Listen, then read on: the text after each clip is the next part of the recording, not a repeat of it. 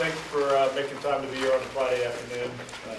Some of you like me probably don't like that meeting on Friday afternoon, but for the good cause. So welcome and look forward to a good discussion. Again, thank you for being here. Traffic is always interesting to those of us that travel in it, all of us. Again, thanks to Bob and all the staff for being here today as we talk about our legislative priorities that impact all of our localities. So with that, Bob, I'll turn it over to you. Very good. So you have our agenda in front of us. As a reminder, this is a public meeting. It's a subcommittee specifically appointed by both the PDC and TPO for the purpose of providing a recommended regional legislative agenda to our two boards. As such, we are recording the meeting. That will give you the opportunity, if anybody was not able to be here, to be able to view the conversation as well, since we have a couple legislative liaisons that maybe weren't able to make it today. Appreciate you being here on a Friday. We're at the mercy of the doodle polls. That's right. And I know that unfortunately sometimes the only open time ends up being Friday, but thank you for being here. With the permission of our two chairs, I would call for any public comments. Anybody would like to address the committee? Okay, seeing none, with the concurrence of our co-chairs, I'll go ahead and introduce today's conversation. Thank you. Very good. Thanks. All right, I'm going to try to stand over here so I'm not clouding everybody. For those that, well, let me do this. Okay, so first off, really appreciate the participation today.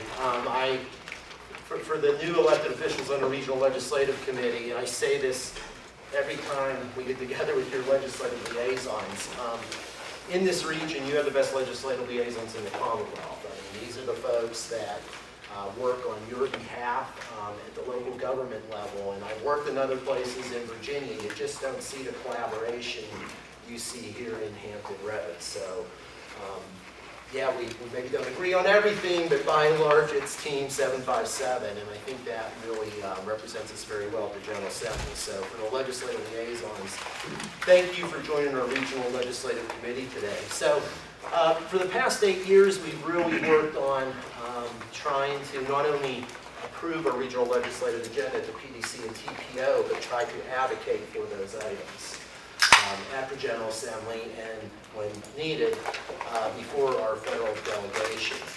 So we started this process this year at the July meeting of the PDC and the TPO, and I'll talk with you about what we've done since then, and then where we're at today, and then what the process looks like as we move forward. So this is your Regional Legislative Committee as appointed by the HRPDC and HRTPO. We started this about 2-3 years ago because it really felt like we needed to have a work session here that maybe didn't quite fit at those big board meetings, and we could roll up our sleeves and talk about some of these issues. So your legislative committee is led by the chairs of both boards. That's currently, of course, Mayor Pons from Williamsburg, from the HRPDC, serving as the chair. Mr. McCarty from Isle of Wight County, serving as the HRTPO chair. Mayor Glover is here, our HRPDC vice chair from Portsmouth. Mayor Helsel sends his regrets, but was not able to attend today. And then, of course, we have the CAO chair and vice chair. Currently, the chair is Ms. Bunning from the city of Hampton, and Mr. Price, the vice chair from the city of Chesapeake. A couple of things just to acknowledge, because we do get this question sometimes, right? And there's just a couple of things that we have to realize going in as we form a regional legislative agenda every year. The key thing is, as a guiding principle, it complements your local priorities. It is not in conflict with them. There's going to be things that are specific to your locality, and what David and Chris need in Chesapeake may not be what Williamsburg needs, and that's okay. It may not be what York County or Southampton need. You're going to have things that are very specific to your localities that are going to be on your local agendas. At a regional level, we're looking for those items that we can have unanimous support of 17 local governments. If it's not unanimous, it can't be on our agenda, because the legislative liaisons will tell you that if all 17 aren't in agreement, it takes one legislator to run into one person that says it's not a good idea, and it all falls apart up in Richmond. we've got to be unanimous. And I keep stressing this, and the CAO stressed this, and I'll talk about that a little more. We're most effective when we have a short list of regional priorities, right? We do not have a full-time legislative liaison. If we boil the ocean, it's very hard to be able to be successful. So a short strategic list of regional priorities is going to serve us the best. Now, I will say our legislative agenda has grown and grown and grown, and you're going to see that. And Mary and Chris will help me articulate some of the concerns the CAOs have that I happen to share, that if you ask for everything, you get nothing, right? So we really need to be careful about how big it grows, but we have some ideas on how to manage that. I'll discuss those with you today. So we went to the PDC and TPO boards in July. Our first stop was with the Community Advisory Committee. Those are about 20 residents from your region that gave us some reaction.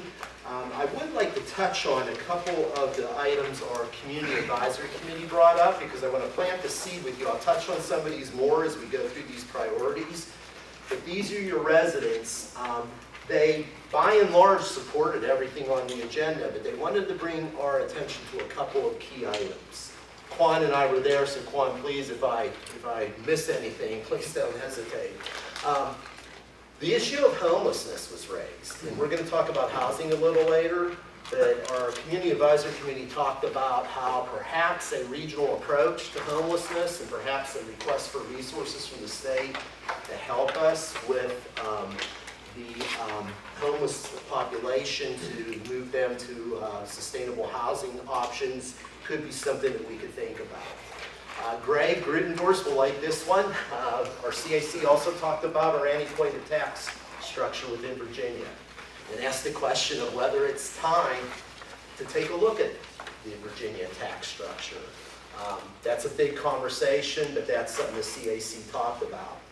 They noted that the items that we're talking about right now that pay, and I know this is going to resonate with all the local governments, pay for teachers, first responders, and public safety officials. They didn't see that on our agenda currently, so they wanted to bring that up as a potential issue. They had a really engaged conversation about the next one, human trafficking. And I know we're all having those discussions, but right now we're silent on that issue in our agenda. They wanted to bring that up as an important issue.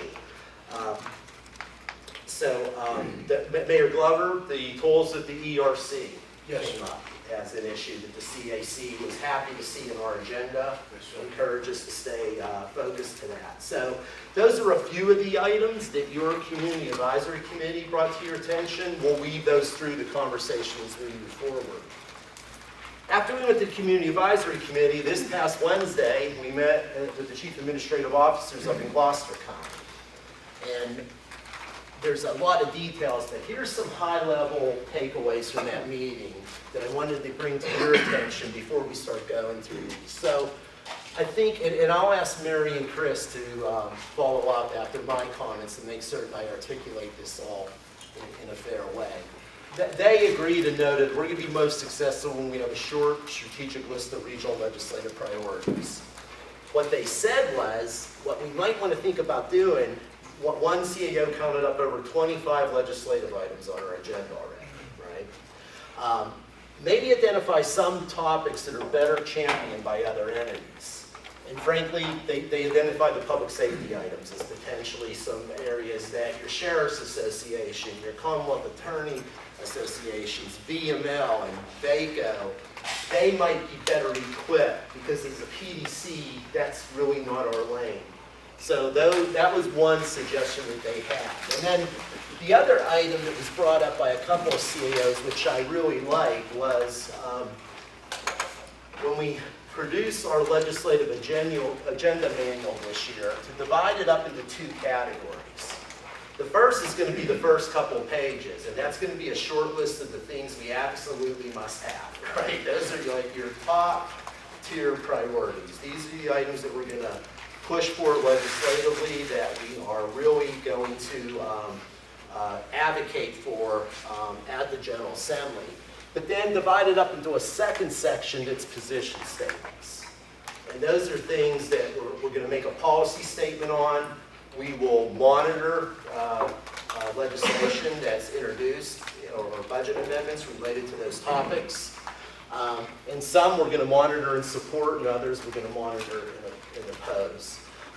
Real quick, I saw some other people come in. We have agendas and handouts for anybody that came in late. So why don't I get these right? So Mary and Chris, did I capture that correctly? Could I ask you all to maybe come in and add any more perspective on the CAO discussion? I think you did an excellent job of conveying the sentiment. You know, the public safety things are very important to all the localities, and so it wasn't a suggestion that we diminish their value in any way, shape, or form. But the notion that, in the case of the Mary Diamonds Roundtable, the PDC was really just acting as a convener. It's not really in the true scope of the Planning District Commission or the TPO organization. And, you know, there are other equally important items like education, for instance, that are critical to all of our localities that we don't add to this. And so that's why they identify that as perhaps, yes, the region should continue to be a convener of those conversations, but maybe the legislative notions that come out of those kinds of convenings go in each individual locality's agenda, and or as Bob said, some of the national organizations that have more political clout, frankly, than we do. Not to say they're unimportant. I just wanted to make sure that was clear. It's just that we could become mission creep, and if we're not careful. And this really should be the legislative agenda for the PDC and TPO. But it's a great place for us to all come together as localities to talk about shared interests that we monitor and support or oppose, and that we include in each other's legislative packages. So, Chris, is there anything else you want to say about that? I agree with that. The other thing I would add is similar to what most of the cities and counties do, breaking our priorities up into our true priority areas that we're trying to advance. We're trying to find sponsors for different things, and then the position statements where we're reacting to things that happen, but we're giving the legislative team the direction of where our positions are. And sometimes those positions are defending against things that we don't even know are on the horizon right now. And we won't be able to convene in time during General Assembly session to be able to take a position statement. So even though they might not be something that we're trying to seek a sponsor for, giving that guidance regionally to the entire legislative team, I think is really important. So with the chairs, I'd like to touch, I'm going to go backwards just a second because I'd like to touch on the schedule now, right? So we're here at the Legislative Committee for September 8th. We are going to be scheduling the next CAO Roundtable on Violence Prevention. We have a little bit of pre-work prep to do before that can happen, but we're getting that done. Depending on where we end up today, I'll look to you on whether you believe we need another regional legislative committee meeting at the beginning of October. But we would really love to have our two boards adopt this in October if possible. We have November as a fallback position, but your legislative liaisons will tell you things start moving very fast, right? There's a lot happening this year that they can talk about better than I with the governor's proposed budget. Bills being introduced and say you got an election. The sooner we can get to it, Matt and I have work to do with the designing the brochure, et cetera, but it'd be helpful if we could get there in October. So that's what the time frame and process looks like. So with that, what I'd like to do is jump into the proposed agenda. Mary and Chris, I thought it worked well rather than me droning on for the whole thing, that we're going to go slide by slide and then stop and get your input as we go. So it's a conversation rather than a presentation. So let's start off, and fortunately we have Whitney here today. By the way, this is the first Team Spirit Day that PDC's had, so I really felt. Ben McFarland's wearing his best bow tie for UVA. Whitney came through, so Chris, I don't know how to have a Steeler or Penn State jersey, right? But we have a couple people, several people with their jerseys on today, so we're having a little bit of fun today. The first set of priorities are around recurrent flooding. For the legislative liaisons and elected leaders, we're really fortunate. Whitney represents us on a statewide technical committee that's coming up with some recommendations for consideration by the Commonwealth. And I'll ask Whitney, I'm going to go through these and ask Whitney to come and give any additional comments. But there's some things out of here that we think are really important. The last couple of years, we brought this to the attention of the Commonwealth that, let's look at transportation, for instance. You have a Commonwealth Transportation Board, right? All they focus on is policy and decisions about how scarce monies are spent on transportation. You have a Virginia Department of Transportation with thousands of staff, right? You have a Secretary of Transportation, 2 Deputy Secretaries of Transportation. In flooding and resiliency, we don't have that. There is no one department that pulls it all together and coordinates it. And really, there's no direct line to the governor's office with any of that. And so when you think of who does flooding issues in Virginia, it's a little bit of EDEM and some of DEQ and some of DCR and some of VDOT and some of DHCD, and VEDP has to worry about it as they're recruiting clients. I could go on and on and on, but there's nobody that really is quarterbacking all that. We've asked for a flood board in past years, but this year what we're going to try to do is, the suggestion is the formation of a chief resilience officer position at the state level. And we really think as a starting point, that person needs 6 staff. They probably need twice that, but we realize it's a tough ask, and we really need them to have the staff to make a difference here. This would be a team that can work with the regions, can help us get access to funding, can figure out how we leverage the funding, can bring together all the various state agencies in a coordinated way. Many of you remember Ann Phillips. Ann works 7 days a week, almost 24 hours a day. You can't do this with 2 people and make a difference, right? So we really think this is really, really important. In addition, you've all, I'm sure, been following RGGI, the Regional Greenhouse Gas Initiative, and the possibility that Virginia may remove itself. Obviously, the courts will determine that. We've already gone on record as a PDC last year and saying stay in RGGI. But what we're trying to do this year is say the Commonwealth Flood Protection Program that Whitney and Ben can tell you, Hampton Roads has been a winner for that program. We've got a lot of money through that program. You can't replace that with a loan program. That's not the same as a grant program. So we really need $200 million a year in that program to do what we call support smaller projects. Some of you have huge projects, mega projects, but others are doing really good stuff with small projects, so you can get money through that program to advance. And a lot of you are doing some great resilience planning and design efforts with that money too. So we think we need to maintain $200 million a year in the CFPF. On to the mega projects, and Jessica could talk about this. Patrick Roberts talked about this at the CAO meeting. There's so much money flowing from the federal government, but you can't unlock that money unless you have a non-federal local match. Jessica, how much is that for your flood wall right now? The total non-federal match for the entire citywide project is about $900 million. For the first tranche of $400 million federal dollars, it's just shy, I think, of 200. It's somewhere in there, but we are seeking. We're asking for the non-federal match from the state. And my guess is that Patrick didn't have that in the budget, right?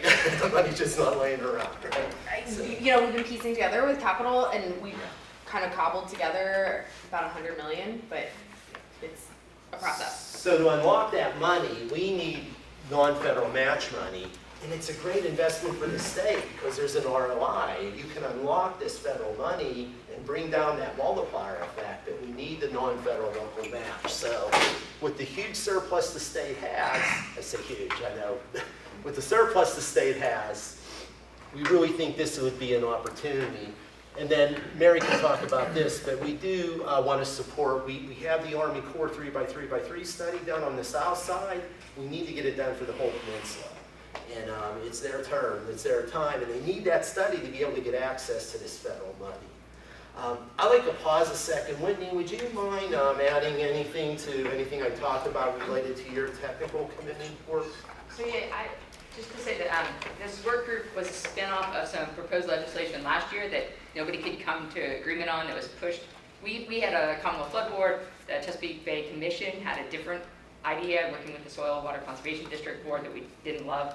So I think that this work group is going to put forward, with the support of the Secretary of Natural Resources Administration, a proposal on having a Chief Resiliency Officer with a staff. So, you know, it's what I hopefully will be effective at keeping this on track, having it you know, get approved, but also maybe have a little more staff than what the administration is talking about right now. As Bob said, there's North Carolina, South Carolina, like there's states around us that have a staff of a dozen, if not 24 people. And right now, Virginia's thinking 2 or 3. We're hoping 6. A dozen would be better. So anyway, just to put it on your radar, that's why we want people to be aware of this who are tracking this legislation as it gets developed and shifted around. It's like, it would be good for it to be a little bigger staff than is likely to be proposed. And then I don't know about the funding. Right now, the push has been to put money, like the current budget is like $100 million in loans, the revolving fund, not in grants. And sometimes we raise that issue, the reaction is like, well, we're going to give some grants, but I'm thinking that's 20% or less. So if we want to shape that program, we'll probably have to be on our toes this session. So, if I could go back to the chairs, and what I'd like to do is go slide by slide with the conversation. I know Ms. Neal has a question. I just had a question really quick. As you're going through your list, have you identified what's going to be an ask and what's going to be a policy position? We are starting that process today. Okay. Yes. Bob, Mary's got something. Yeah, I just want to clarify, the Army Corps study wouldn't be a state That would be, these are state and federal, so that would be. Oh, okay, I just wanted to be clear, because that's a federal That's support. right. Okay. If I may, Bob, on the Peninsula study, that is one of our major federal priorities as part of RUMPA's agenda.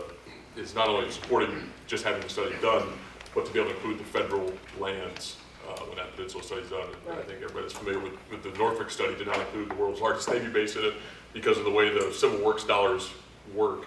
So we're trying to correct that so that this time when the Corps eventually does the Peninsula study, the 7 different federal agencies up there could all be included instead of each one trying to hopefully have their just share the budget whenever the study does get funded. So Senator Kane's been very supportive. We had the language set aside for the last water bill. We actually just had some discussions with his staff a couple weeks ago because they're having to introduce language for the 2024 water version here in the next couple months. So for the chair and vice chair, it'd be helpful for the committee to see if there's any objections to these items, agreement, etc. One other thing, and I realize we want to align probably with the recommendation of the work committee, but I do worry a little bit about the title Chief Resilience Officer, only because I think when people hear resilience, they particularly focus on Hampton Roads, and they don't think about the flooding issues that are going on elsewhere in the Commonwealth. And we know that flooding is a big issue in Southwest Virginia too. And so I don't know if our statement maybe, talks about, keeps the emphasis on the flooding and maybe makes reference to the work group report to say we think that would align with it. But I said this at the CAO committee, I just want it for the record. I think for us to be really, really effective on this, it can't be seen as just a Hampton Roads initiative. And we know that the flooding is a bigger issue elsewhere, for what it's worth. Very good. Yeah, so obviously, I think it's something that's important, and we need to get everybody to be unified in this. Mary, do you have a suggestion as to a change of the name, or? No, and I'd be interested to see what the legislative liaisons think. I mean, like I said, if the work group is specifically going to call it Chief Resiliency Officer, we don't want to be at odds with them. But I'm just thinking the more that we include the broader focus on flooding, as a statewide issue, not just a Hampton Roads issue, maybe just the way it's written up. This is just a bullet point, and obviously they put a little paragraph to it. So I wasn't really, suggesting that we change it. I totally agree with everything up there, but just that we try to make sure that as we talk about it with our delegation, and more importantly, our legislative liaisons, and I talked to Bob, and, maybe there's a way that we can get with other PDCs or other regional groups to really say, let's all join in on this push, as opposed to it just being our issue. But not to follow up on that, I was going to ask a question. Are the other PDCs, how do they feel about this issue? So I've done my best, but I will tell you that there's really only one other PDC with a regional legislative agenda. That would be the Charlottesville Thomas Jefferson PDC. Northern Virginia, somewhat, but they really partner with Washcog. David Blunt, Thomas Jefferson, as the liaisons know, he's full-time, and they have a really aggressive. Some of the other ones, this is not something they do as much. Having said that, I'm talking to a couple of the executive directors to try to get access, and maybe this is something the legislative liaisons can help me with, that we're looking for senators and delegates in the different parts of the states that might be good partners with us on that. And I've got a couple of names, Mayor, from some of my colleagues to talk to, and maybe the liaisons could shoot me any ideas you have from other regions that could get behind some of the things that the community Whitney's serving on is trying to advance. So. But do we have any input from you professionals that go to Richmond all the time? I actually had a senator from Northern Virginia tell me straight out, this is not their problem. So I don't know, you can't get more plain than that. He says this is the Hampton Roads problem. So I think changing the language could be helpful. I don't know what you would call it, but and as far as Southwest goes, I think by and large, this is much more complicated there because it's flooding, but it's once you start talking about flooding, for some people you have to start talking about the potential reasons for the flooding, which creates a different conversation.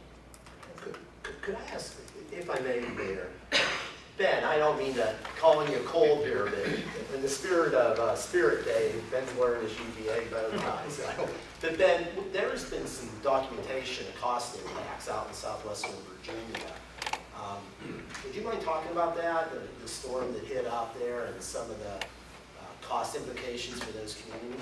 Yeah, I think when it comes to looking at the impacts of flooding out west, the most costly disasters in Virginia's history from flooding have all been out west. The hurricanes we get here, they just don't have near the same kind of impacts you get when you have a massive rain event out there. And the last one, I'm blanking on the name right now, but the one where they had a special set aside from it was the Reggie money that went to the energy efficiency pot, but they took out about, I think it was $15 or so million and set it aside to help the folks in Buchanan County recover from that hurricane. There are a lot of issues out west. I mean, just the lack of good data, the lack of good models that have really contributed to development patterns that are very vulnerable to riverine flooding, and it's the kind of flooding that's, it's similar in some ways to the kind of flooding that we saw last Monday here in Hampton Roads, where you just get a large amount of water very quickly in places where you're not used to having it. So there's a way that we can message that to make it clear that the type of flooding, I'm really disheartened to hear that the senator from Northern Virginia thought this was not their problem, because there's some significant coastal and tidal vulnerabilities to their infrastructure up there. Reagan National is very, very vulnerable to flooding. They have some wastewater treatment plants that are also very low lying up there. So if messaging is the problem, then maybe that's something that we can work on. But this is certainly a Commonwealth-wide issue, regardless of where the water or how much more water we're seeing. That flooding is something that affects all of us in different ways. Well, so obviously I think it's important that we do this. Other states have these types of committees doing work and getting money to help handle these issues, and we need to be competitive. I think as we move forward, we can wordsmith how to call it or how to sell it so that we can get full straight support. So what I hear, and what I will take a look at, to Mary's point, instead of resilience, maybe flooding, but focusing on the flood aspect. Go ahead. Boss, I think it can stay as resilience. Resilience in and of itself means the ability to bounce back quickly or recover from a disaster. In Northern Virginia may take a position that they're not impacted by it, but look how many times they get snowfall that they're not expecting. That melts, that produces impacts. Southwest Virginia has some of the same things that take place there. Roanoke, Salem area. I mean, I've been down there when they've had torrential rains that end up flooding places. So I think keeping it the same as resilience, I mean, that's a good name for it, because, and there may be other things that the state has to recover quickly from that maybe we haven't talked about yet, that will come under that portfolio. I'm just going to go ahead and say this. I've talked to a lot of people out. I mean, a lot of our jobs is going around and traveling and going to talk to different members of the delegation, not even just in Hampton Roads. This is not even in the top 20 things that members of the Southwest delegation are talking about. And from Prince William County, both Chris and I, and you know, being a part of Northern Virginia Regional Commission, I don't even, and Chris, I mean, you can correct me if I'm wrong, I don't even remember flooding or coastal resiliency or anything ever coming up in the conversations there, or even in the Northern Virginia delegation coalition meetings that meet on Monday evening at the General Assembly. I think there's just a whole thing that in order, I think, for something like this to be successful, I think it's going to have to take other PDCs to also carry, you know, the torch also for this legislative priority, even to get any traction. I mean, it's just, and I mean, that's just my, you know, take on it. Sherry might have, you know. Waiting to be recognized by the facilitator. I'm going through the chairs, but yes, Ms. Neal. So you, go ahead. I'm sorry. I was just going to say, this is an issue that's going to not happen in one legislative session. As we all know, it's going to take some time. And if it's not already something that's included in VML and VACO's policy positions, that might be somewhere we might want to try to align this situation with, so that you'll have those agencies also supporting this particular initiative. And to Sherry's point, and sorry, Mr. Chair, but to Sherry's point, I mean, VACO and VML in their legislative policy committee meetings, they do talk about recurrent flooding, they do talk about resiliency, but it's not to the effect of this. And I just don't see a way of and I'm not trying to torpedo it, I'm just saying, I just don't see moving forward. And I think Jerry and I are pretty realistic. I always use Jerry, but we work together so much. But I mean, I just don't see how we move forward with it this year. I mean, I think we can get a sponsor for it, but I'll be honest with you, I think it's got like a 50%, maybe less, chance of it actually passing. I would say in Northern Virginia, and it's something that we might be able to tie into is housing from an equity perspective. So the worst flooding in Prince William County is riverine flooding. It's you know, tidal tributary from Potomac River, but we had several floods when I was there that took out mobile home parks that were either partially or almost fully in floodplains or adjacent to floodplains. And then they have some vested rights because they were there, you know, before floodplains existed. So then they're put back, you know, in those places that we know are going to flood. And there's very few mobile home parks and affordable housing opportunities in Northern Virginia. And so there is some sensitivity to preserving, you know, those opportunities and what's left. And I do think that there's some understanding that they're particularly vulnerable to flooding. So when I think through the Northern Virginia delegation, things that they're interested in, that's probably more likely. I don't know that it will appeal, but that's probably more likely appeal is housing equity issues related to flooding. I actually like the resilience and disaster recovery angle because that's speaking their language also. Although if we go too hard in that, they'll you know, their likely solution, if they did anything, would be just to augment VDEM funding. So it's kind of like walking the tightrope of you know, someone being the quarterback, as Bob put it, over the whole thing without making it too much about any one thing. But if we did, if it's Chief Resilience Officer and the description in the write-up is about statewide flood mitigation efforts, and then the hook, at least for Northern Virginia, maybe is on housing equity, that's a small path forward. And if I may add, what I was really just trying to get at is, and this has been reflected, I think, in the legislative liaison comments, is if we want to be successful with this, I think we're going to have to do more than put it in a document and get a sponsor. I remember when we were really concerned about education funding many years back, we got what we called the Urban Crescent together. And Hampton Roads led that initiative and really pulled us together and said, here's some data, here's why we all ought to care about it. how can we come together to support this? And I think, in talking with some managers in the Southwest area, recurring flooding is a big concern for them.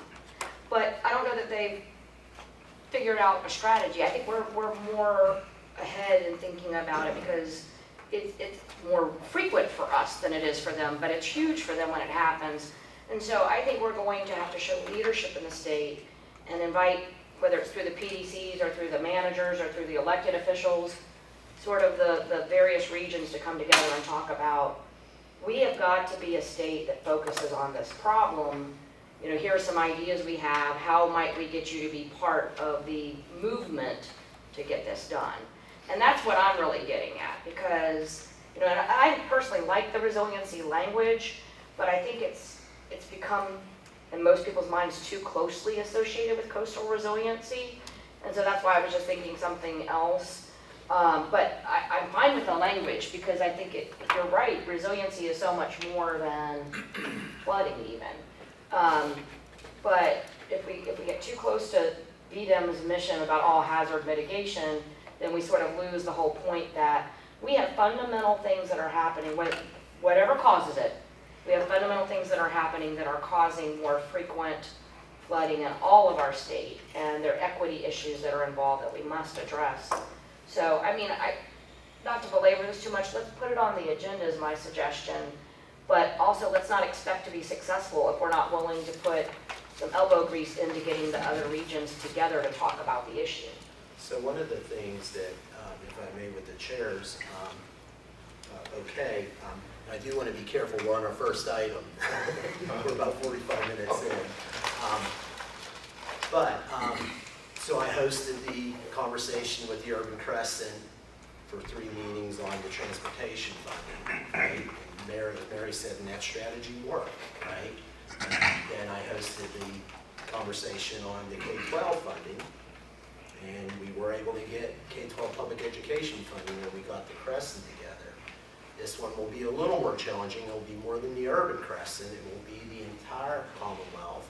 But to Mary's point, I would recommend we keep it on the agenda. David, going in eyes wide open. I appreciate what you and Jerry are saying. We need to know, right? Yeah. That's really good reconnaissance. But if the other PDCs are there, maybe we help them get there. And maybe the way to do that is maybe we call with David in Charlottesville a statewide meeting for conversation around flooding. We use that same model, and not everybody will come, but some will come. And we set up a conversation like we did on those other 2 topics. And I think that, with the chair's permission, that would be something we could do. Yeah, so I think we have consensus and we'll leave it in the agenda, recognizing that we may not be successful with any of these, but we got to start somewhere. So this is a good start. I have a Sherry? question. Did they discuss this at their recent conference? Was there did they come up with a list of things? Was this on the list? Was there a The breakout? VAPDC, despite my efforts, does not have a statewide legislature. Okay. And many of the PDCs, well, just about all of them do not. So, again, every PDC does something a little different. It's us and Thomas Jefferson really that has legislative agendas. Mayor? Yes, Ms. Neal. I just wanted to add as a networking suggestion for consideration is that trying to pull in these other legislators from around the state. Same way you guys come up and make presentations to the Hampton Roads legislation delegation, Northern Virginia delegation has meetings, Southwest has meetings, so you can get on their agenda to come up there to speak at their meetings up in Richmond and just put the issue on the table in front of them as well. It's a suggestion. Thank you. Thank you. Can I ask, what's the timeline for adoption here? I think we're all aware of the elections that are coming up.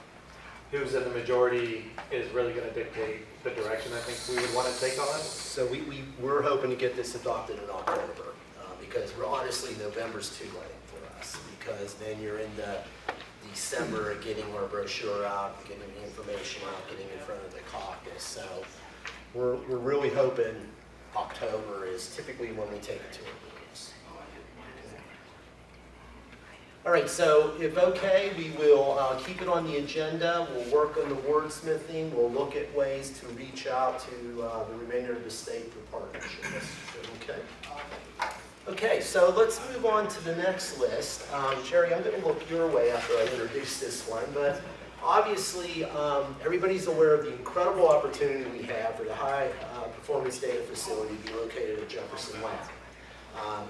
You also remember that to make Virginia competitive, the non-federal local match was critical as part of that, and with a lot of advocacy in this region, it was in the budget, so success.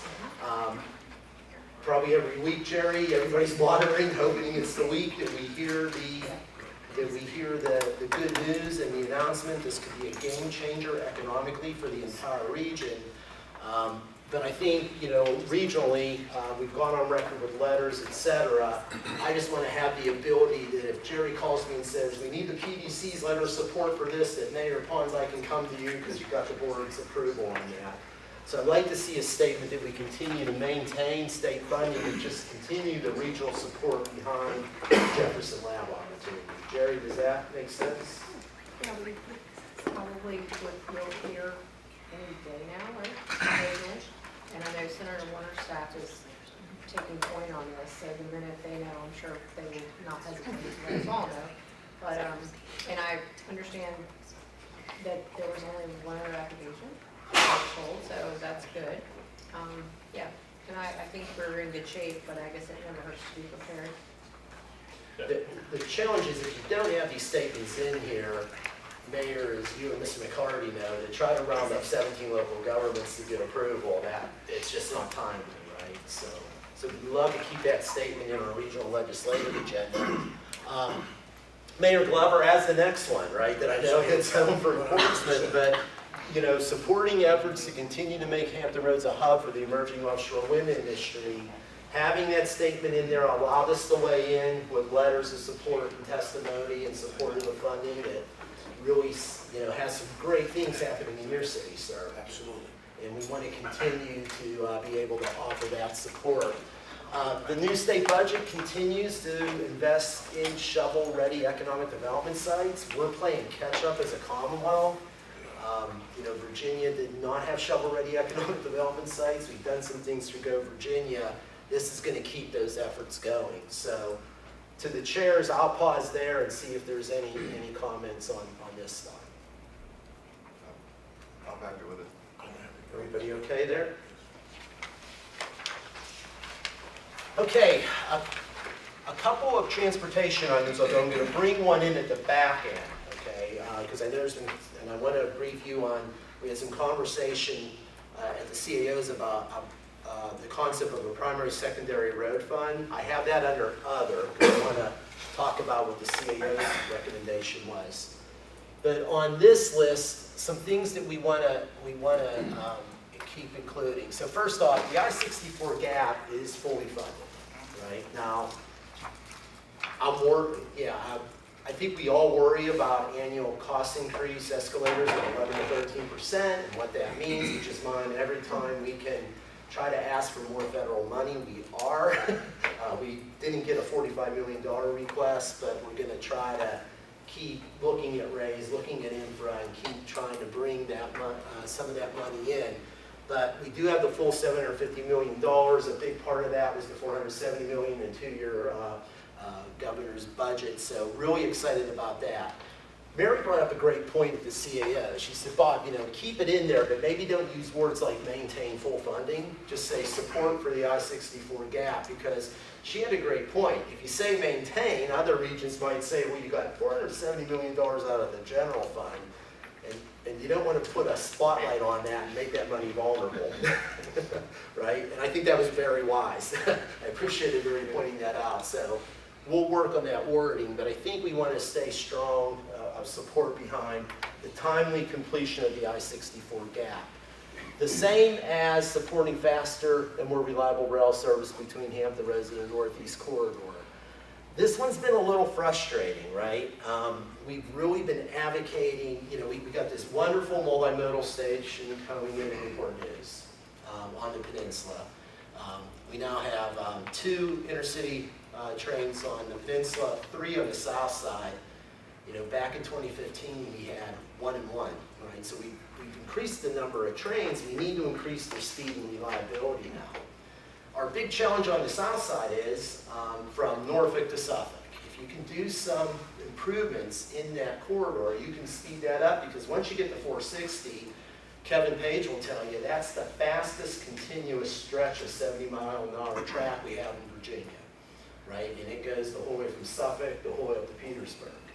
But we need those improvements between Norfolk and Suffolk, and then on the peninsula, you get tangled up when you get close to Richmond, right? When you get close to Richmond, you've got trains that have to back up, you have so many train slots, so we really want projects of independent utility to make that quicker and faster. Now, there's some good news, it just isn't in our region. The Long Bridge in Northern Virginia, David and Chris will tell you, they know that well. Those improvements are going to happen. That's a big choke point for rail service in Virginia. Acker Yard, the same thing, just north of Richmond, so those improvements are going to help. But we want to continue to advocate for these improvements. We've called in the mega region business leaders to see if they can help us on that.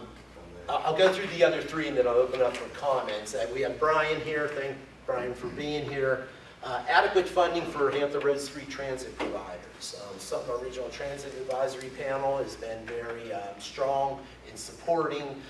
We have the dedicated funding now for the regional backbone system in Hampton Roads, the 757 Express. We want to be certain that we're protecting that funding, but really make certain that we have adequate funding for all of our transit systems for their various needs. Mayor Glover, Ms. Neal, will, this is something they work on all the time, so we want to continue as a region supporting their efforts to continue to mitigate the impact of tolls at the downtown and midtown tunnel. Mayor, great work on getting the low-income toll assistance program increased. Sherry, I think that runs to past 2035 now. That was huge, huge progress, but we need to do more, right? And I think everybody's aware this impacts Portsmouth, but sometimes the largest number of accounts in arrears are from Virginia Beach. And our friends from Suffolk will tell you it's impacting them, and Norfolk, it's impacting you. This is a regional issue, and we really need to continue to support our core city in those efforts. So we have that suggested. And then finally, the Birthplace of America Trail. We have the 52-mile Virginia Capitol Trail that goes from Richmond to almost Williamsburg. One route planned down the Fort Monroe, the other route coming across the Surrey Ferry and coming the whole way to the ocean front at Virginia Beach. There's starting to be some money moved towards trails in Virginia's budget. But this, I think, and Mary, to your point, this is a state and a federal ask. We have to make certain in Virginia that when they're allocating trail money, we love the Eastern Shore Trail, we love the Fall Line Trail idea in Richmond from Ashland down to Petersburg. The Northern Shenandoah Trail is great.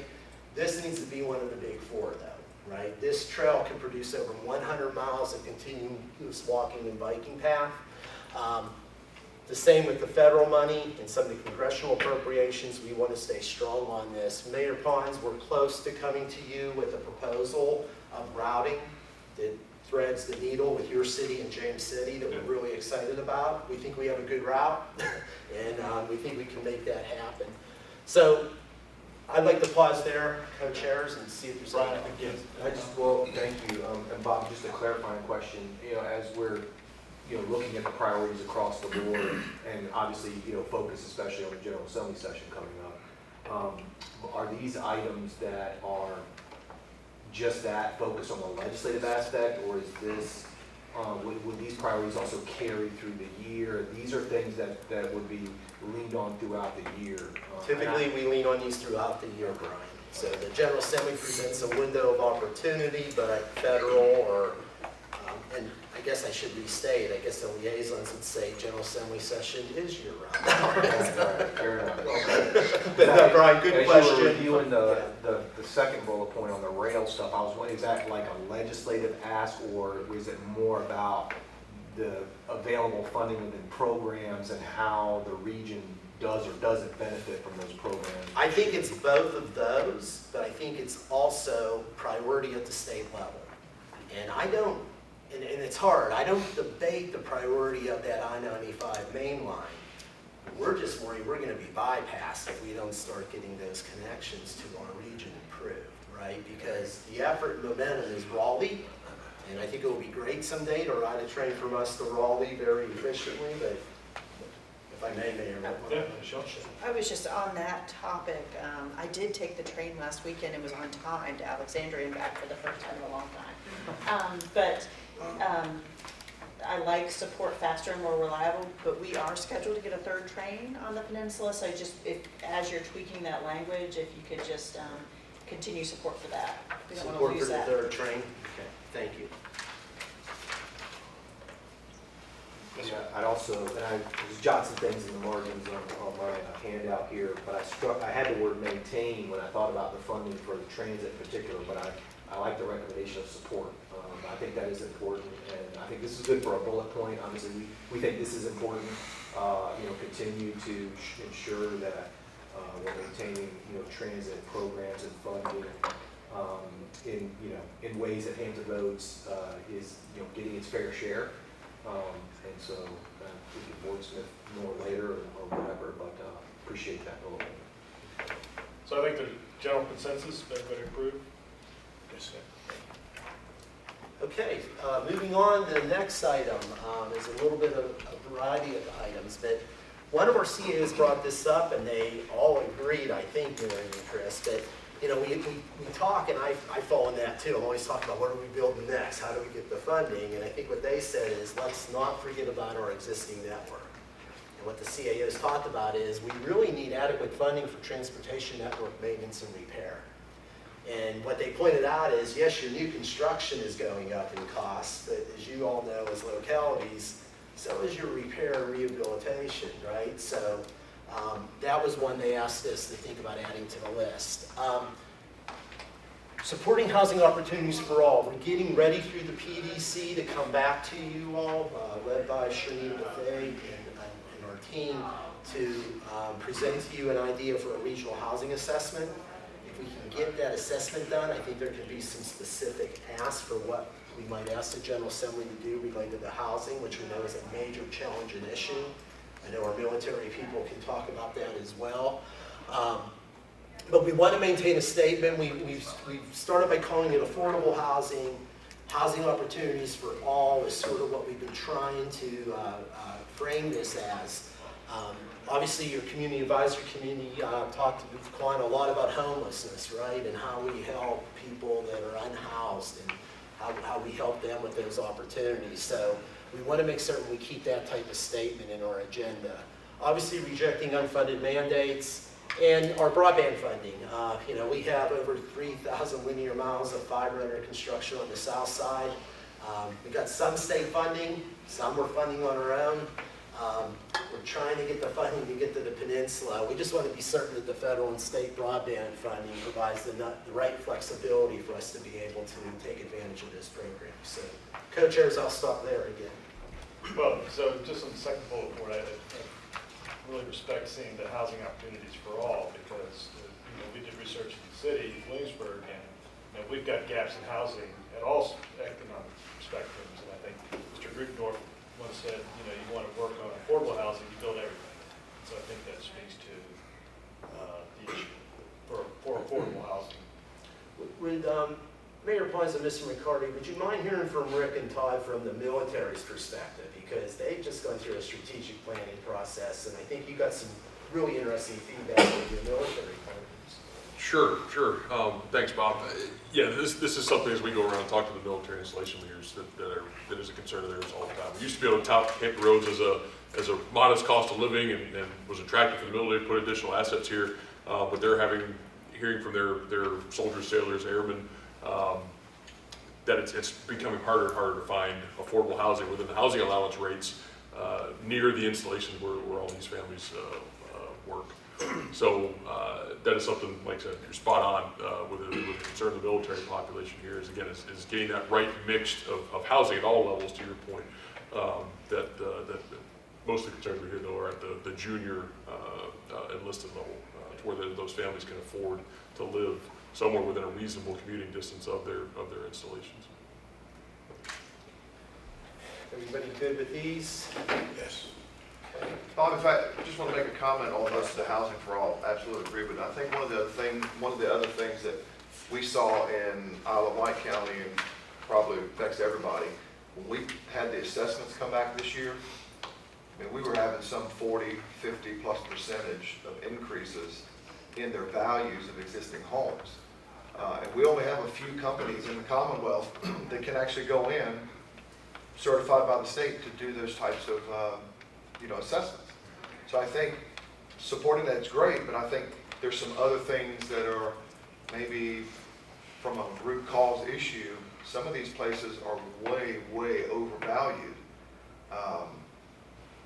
And that plays into stuff not being affordable because one plays off of another. And I think at some point there has to be a conversation over that because all that has a trickle-down impact on housing for everybody.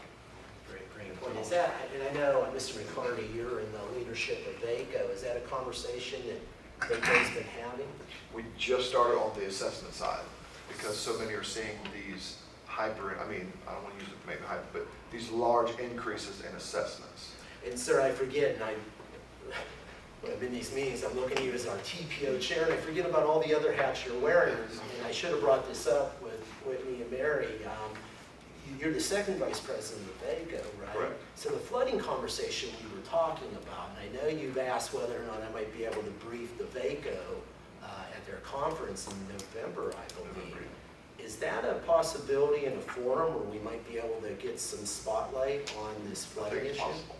So maybe that's something we could work on, and I apologize, Mary, I forgot about that, but we have a great, we have a great opportunity there. Okay, Very good. thank you. Okay.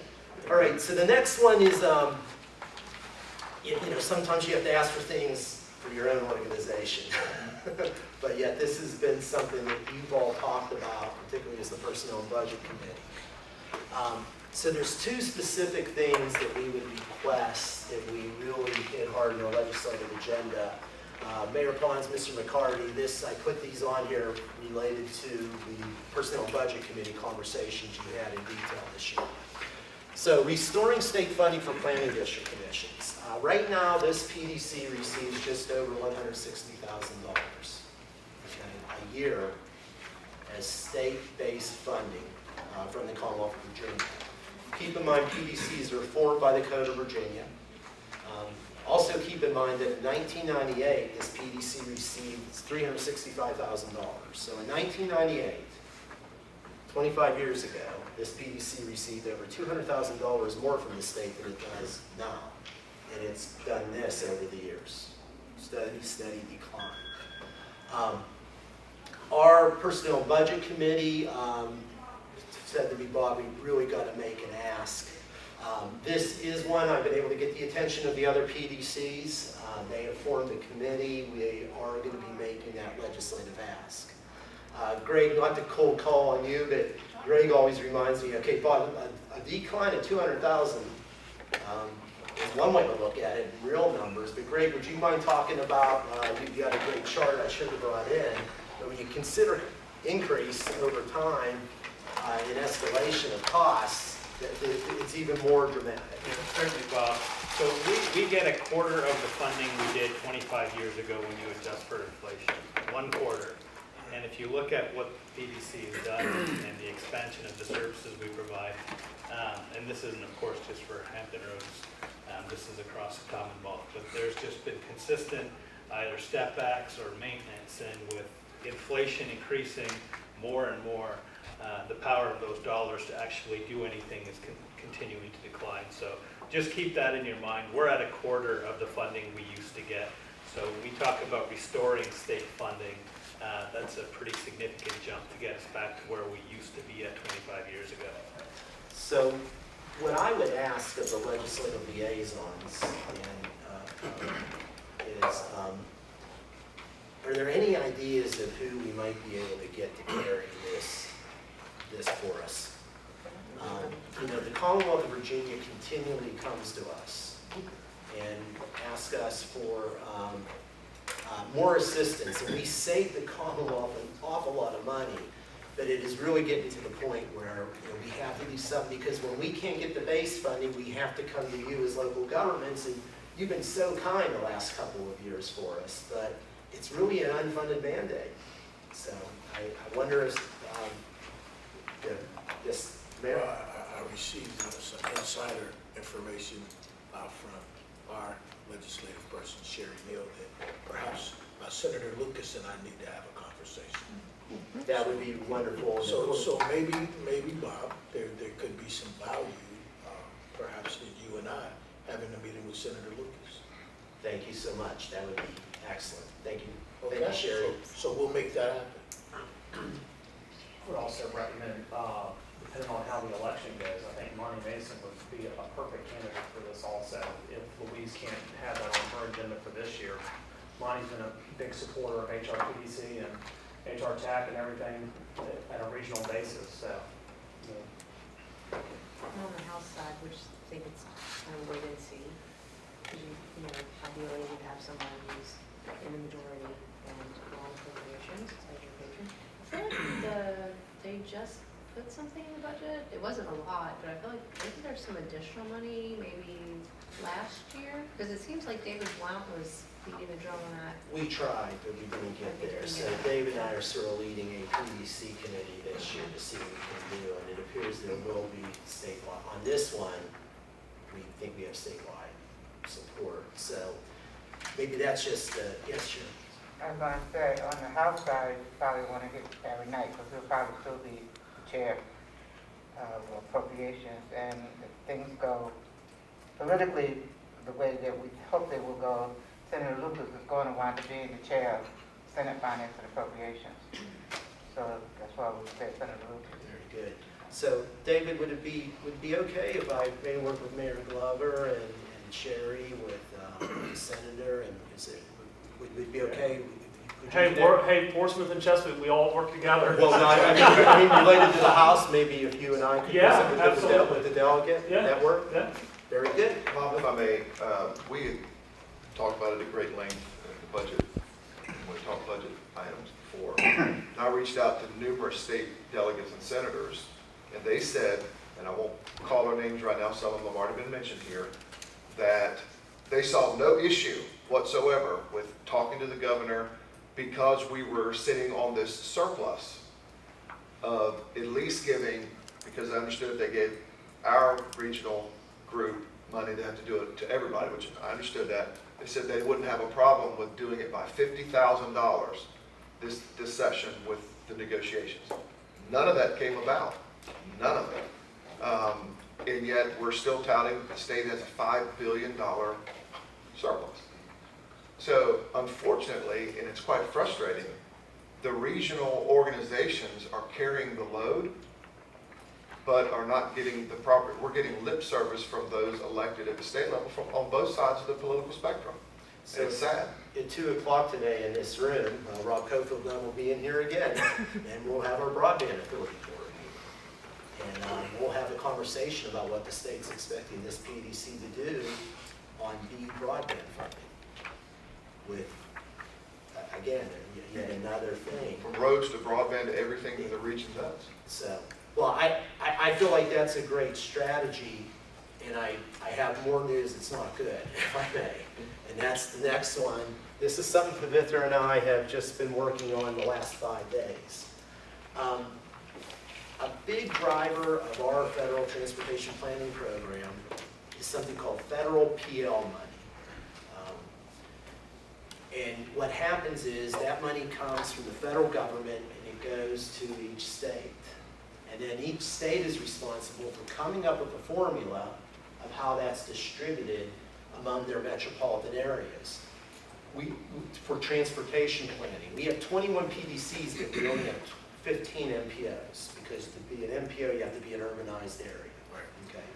So in this conversation, think about 15. So they get this pie and they have to divide it up by 15. VDOT has consulted with us and provided us 3 scenarios that they're looking at for how they'll distribute the money. And none of them are good for us. There's there's two things that are problematic. One is nonsensical. Even though the Suffolk urbanized area is within our MPO and we will be providing transportation planning services for them, the census created them as a separate urban area. That means they're not counted to the 45,000 people we don't get credit for when they count the PL allocation. That's not a ton of money, but it's something. The second thing that's more problematic is, right now the way the formula works is they give every MPO $50,000 to start with as a base, and then on top of that it's distributed based on population. They want to increase that to either 75,000 in MPO, they really want to increase it to 100,000 per MPO. If they go to 100,000 per MPO, we're going to lose $300,000 a year of PL money to support our transportation planning purposes. Legislative liaisons, if you get a chance, I need your help on this one, right? It's just, yes, go ahead. So where does the 45,000 from Suffolk go? Like, somebody gets the credit for it, right? Somebody else in the state's getting it. And the challenge is, our MPO, first off, I'll try not to get too bureaucratic on this. Because of our size and the assets that we have, we're a transportation management area MPO, which means we have all these additional federal requirements and state requirements. On top of that, we have the Port of Virginia. On top of that, we have the military population. We do a pretty intense level of work here for transportation planning, everything from air quality, the programming to, you work with us on all that. So every MPO isn't exactly an apple and an apple, is what I'm trying to say. So we are going to be, so I've let them know that I'm going to be sharing this with our TPO board, Mr. McCarty, on October 19th. They wanted to have this figured out and submitted to the Fed by October 1. I'm going to be writing them a staff comment letter expressing serious concern within the next 2 weeks, but then I'm letting open the door for the TPO to come in on October 19th with anything additional, because I've got to get on record on this. But I wanted to bring this to everybody's attention. And here's the problem. 14 MPOs in Virginia gain money. We're the only one that lose. So right now, we're outvoted 14-1. But that's not the way this process should work. So I just wanted to bring that to everybody's attention today. Now, the good news is we are very careful with our PL money. You know, I have some carryovers, et cetera, from previous years, and I won't get into what skips a year and all that with PL money. But this is a serious concern and trend, and at the very least, if they're going to, first off, they shouldn't be doing this, and if they do, they can't do it all in 1 year. It's got to be phased in. So I just wanted to bring that to everybody's attention. Baffling. And VDOT is attempting to do this outside. There's no public comment period. They're calling it a consultation with MPOs. I had 2 phone calls with them yesterday. I called in the help of our port, thank you, because I had a great conversation with the port. The VDOT district office is going to weigh in for us. We have great partnerships there. So we'll keep pushing, but I just want to make everybody aware of this. Chris, Jim. So the smaller MPOs, so I was executive director of Northern Shenandoah Valley, which is also the Winchester-Frederick County MPO. The smaller MPOs use the PL money, to sort of supplement the base budget of the PDC. The feds in the state isn't as strict as we are here in terms of the separate hats. And success on bullet one, I don't know if that's gone into that decision at all in terms of augmenting the support of the small and medium-sized MPO/PDCs, but success on bullet point 1 might mitigate the need for VDOT to intervene on bullet point 2 if that's one of the reasons that they're considering doing it. That's correct. And if I may, Mr. McCarty, one of the things to your previous point that I shared with VDOT yesterday, central office is, I again, when you've got the surplus sitting around, it doesn't take a whole lot of money to pump into the PL program to at least, okay, if we're gonna get a decrease, it's not $300,000 a year, right? So this is quite new to this week, but I wanted to make everybody aware that we got this emerging issue. Have they published a full rationale of what their overarching mindset is for this type of direction and recommendation? Yeah, they're looking at trying to help the smaller rural MPOs. There's no other way around that. You just can't go from a base of 50. If you multiply another 50,000 by 15, you're taking that out of the pie before it's distributed based on population. Pavithra's been working this for a couple of weeks with them, but it's really come to a head here this week. So. I'm just curious, you know, it almost sounds like, well, the pie is the pie, and we'll just redistribute the pie.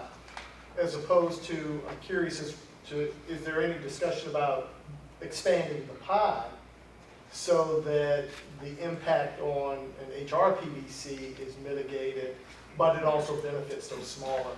So the only conversation around that's come from us. let's look at the state expanding the pie. Having said that, the federal government actually sent more money to Virginia this year for PL than it did in previous years. It's just the way Virginia is looking at redistributing it. VDOT's let me know they are not very pleased with me bringing it to my HRTPO board. I said, well, I appreciate that opinion, but I'm taking it to the HRTPO board.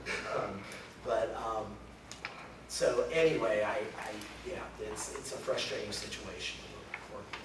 Bob, you know, in terms of allies, you probably already thought through this, but the PL money in Northern Virginia goes to WashCog. Success on bullet 1 would go to NVRC, so you might have an ally in NVRC if these things were complementary. Yeah, that's a good point, Chris. So obviously, first bullet has an action item. What do you have a suggestion what you want to do with the second bullet? So the second bullet, I'm going to send a letter out in the next 2 weeks. They asked us to send it out by the 21st. What I'd like to do is I'm going to copy all of you as a legislative committee. I'm going to copy all the legislative liaisons, and in that letter will be our talking points. From there then, I want to come to the TPO on October 19 for further verification of those, and then any additional items that we can add to that list. So for now, I think it will be, when I send out that, I'll copy all you on the letter, and I'm going to copy you all as groups so that they know we are, like the port's going to be copied, the VDOT district office, the TPO, the PDC, the legislative liaisons. I want them to know that we're serious about this with our partners. You can copy Chevrolet? Absolutely. Yeah, I will, yeah. yeah, I'll be talking to Shem. So, I do have a contact that's going right to the Commissioner of Transportation on this as well. Sharon? So the letter is basically going to be, as I'm asking, will the letter basically be then asking to be held harmless with this change? Yes. Using some of the surplus to level it out? Yes, absolutely. Is this the commissioner just decides, or who makes the decision? I believe it's going to need to go to the Commonwealth Transportation Board. And our VDOT district office has already said that they'll help champion for us those conversations. I have a good relationship with the CTB members, but when somebody's speaking on your behalf, sometimes it carries just as much weight. And of course, we will have them with us at the October 19 meeting, and I'll be talking to them before then, Mr. McConnell. Okay. Okay. This next group of items was one group that the CAOs really said, you know, there are other groups better to carry these topics. And last year, because of, you know, we continue to see the serious challenges of crime and violence in our region, we're going to continue to staff and support the mayor and CAO roundtable on violence prevention. But some of these items tend to be outside of the bandwidth of the PDC to be able to really advocate for. This group of the public safety items were 2 pages that the CAOs suggested that perhaps we let other folks carry in terms of legislative advocacy.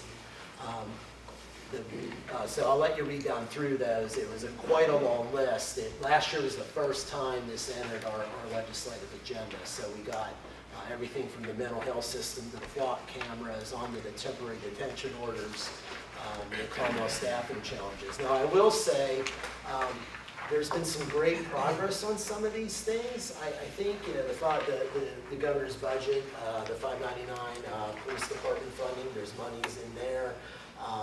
We saw the temporary detention order, monies in there to help localities with that issue. So we're happy about some of those things. But the CAOs really thought that if we're looking to shorten our legislative agenda, again, realizing we don't have a full-time legislative liaison at the PDC, that we're better to be a little more focused. So why don't I turn it over to the chairs and see if there's any conversation. Mary, would you mind adding to that the comments I made on that? I mean, I think, I talked about it earlier at the meeting. It's not that these things aren't critically important, just whether they belong in this package specifically. And we think that it's still good to surface these issues in the regional. The mayor's roundtable is going to be coming up on violence interrupters as our next meeting. And in fact, there's one thing that's not there, but that I think is critical for localities to do, which is to look at the buried crime statute to try to get at least an amendment to allow the violence interrupter organizations to work with young people under 18.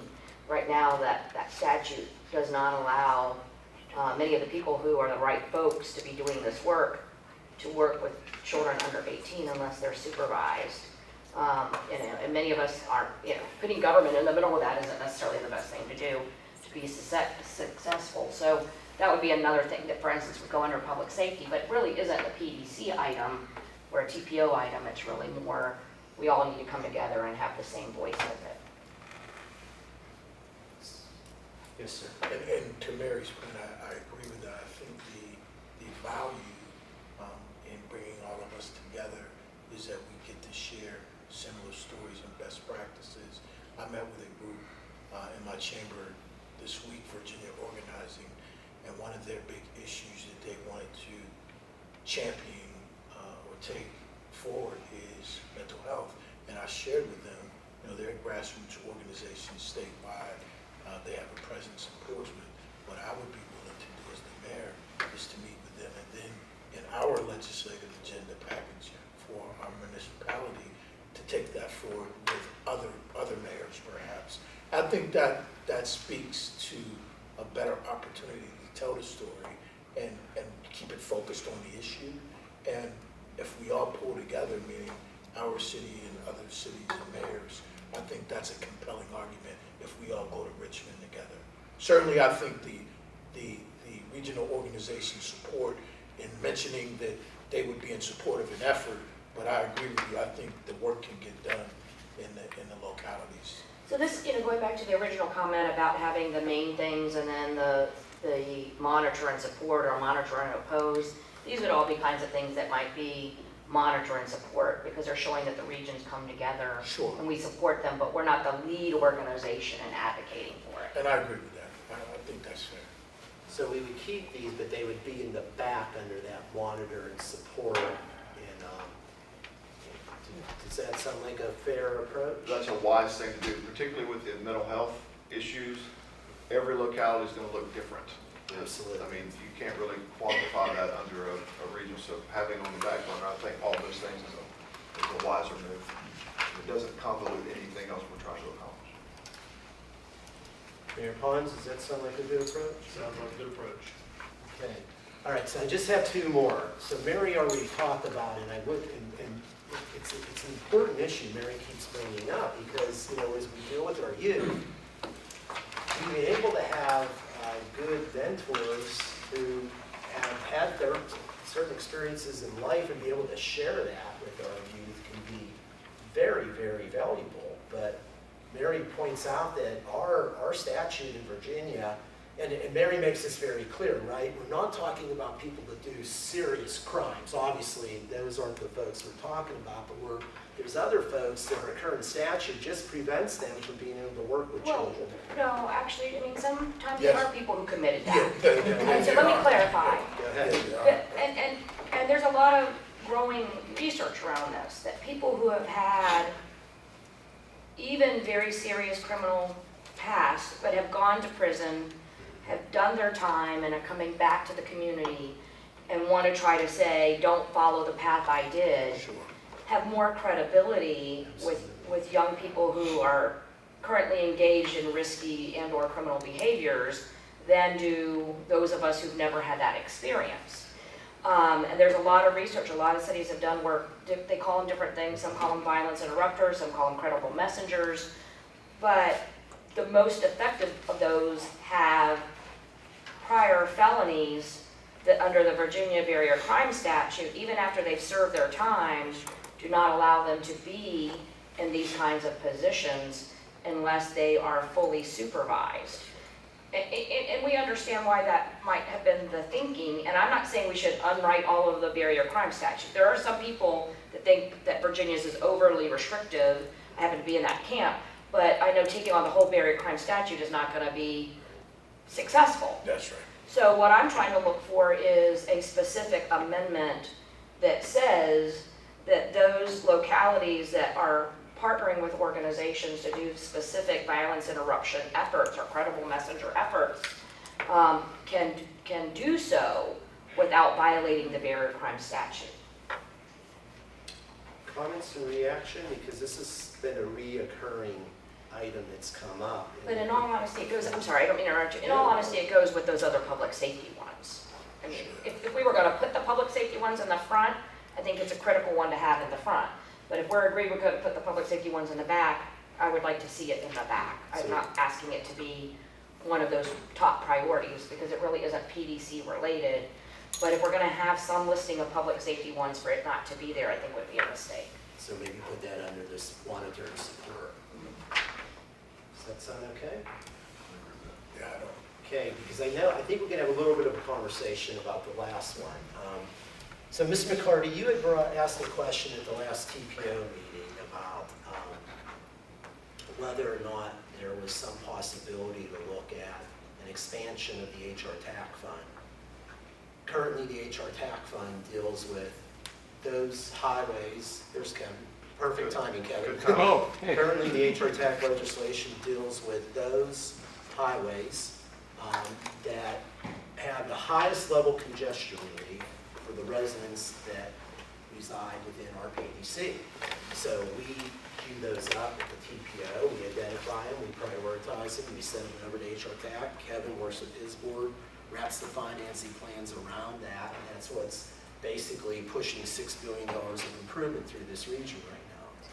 At the last TPO meeting, Mr. McCarty asked, is there an opportunity to expand that? Now, as you know, in Hampton Roads, we have a gas tax, an extra gas tax. Our sales and use tax, 7/10 of a penny goes to HR TAC. It goes to the state first, it comes back to HR TAC. And Kevin will tell you that's the primary driver of his revenue that he uses to service the debt and leverage that money. The question was, what would happen if you took that from 7/10 of a penny up to another penny?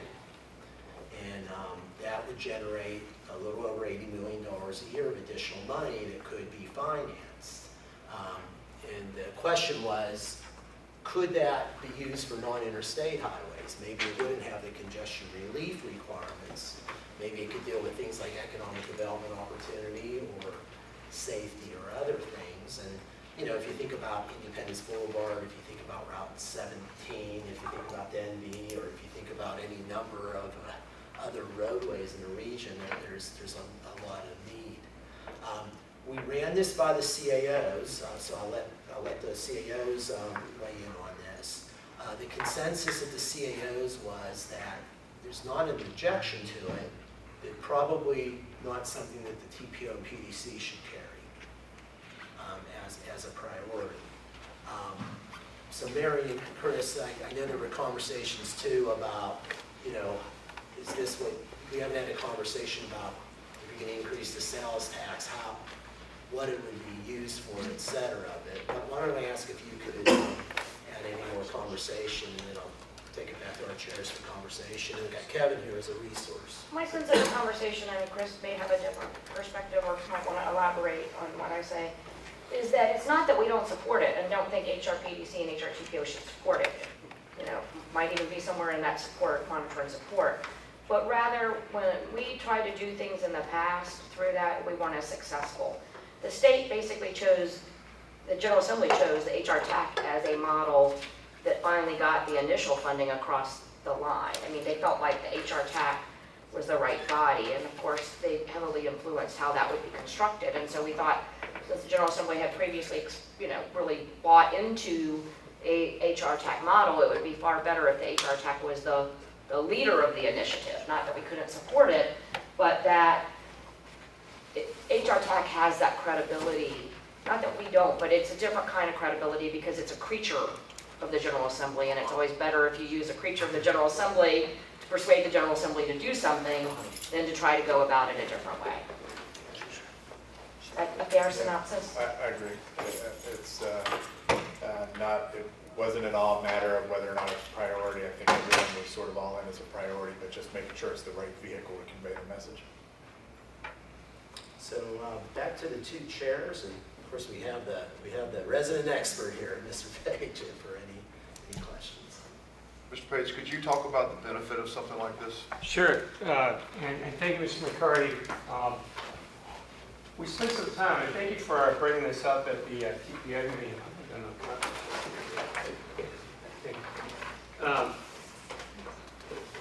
Y'all did a cold call on me at the TPO meeting, but I was already prepared with that. You did great. Somehow or another, I kind of felt it coming. What you have before you is kind of a generic presentation for that I've kind of put together today, but also used some communication points. And before I get into that, I think that, you know, as a follow-on to the TPO conversation, I felt it was a very good one, is that VI and HRTAC right now are probably, from a transportation infrastructure perspective, we're more prepared to have these types of discussions today than we were 8 years ago. And part of that is I think VDOT has grown themselves as to how now they're becoming more iconic, you know, back to the icon of being the road builder for Virginia.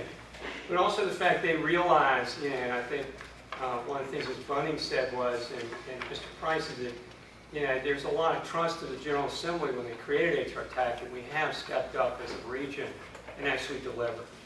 And saying, for the very first time, and I worked for 7 administrations before I came to work here. I used to work for the state, and I've actually spent 15 years in the VDOT Annex.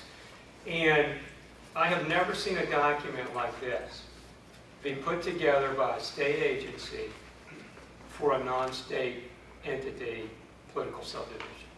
And what VDOT did for us in this region was, is Chris Hall, who you all know, came to me and he says, you know, well, what do you want to do?